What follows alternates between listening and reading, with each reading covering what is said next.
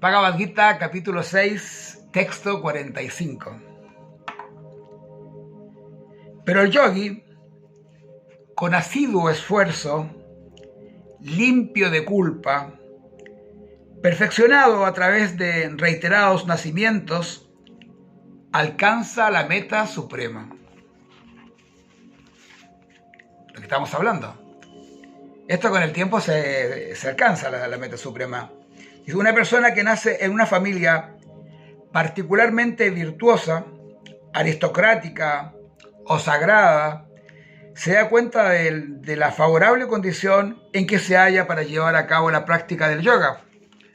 Por lo tanto, con determinación, ella comienza sus tareas inconclusas y de este modo se limpia por completo de todas las contaminaciones materiales.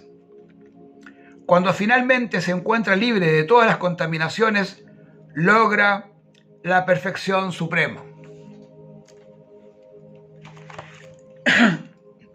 Cuando se habla de nacer en una familia aristocrática, una familia brahmínica, una familia piadosa, una familia religiosa,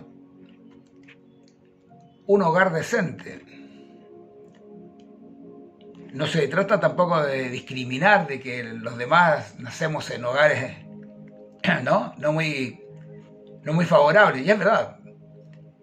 Si en tu familia de pequeño tienes la posibilidad de leer, de estudiar, ¿no?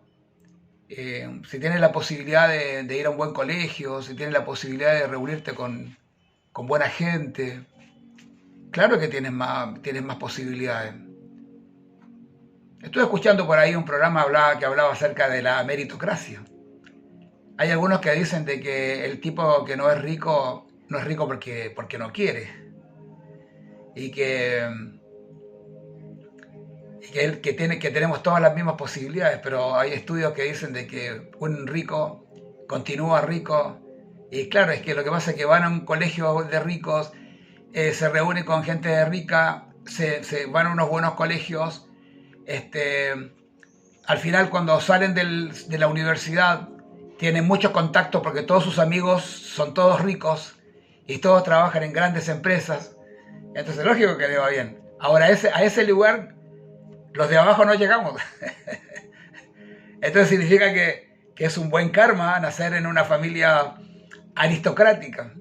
Bueno, si eso lo llegáramos a usar, como dicen los libros de la India, los Vedas o el Bhagavad Gita, de que pudiéramos lograr eso mismo, pero en una familia piadosa y religiosa, o una familia que estudia el conocimiento, que tiene mucho interés por el conocimiento, lógicamente que para nosotros va a ser mucho más fácil retomar este camino.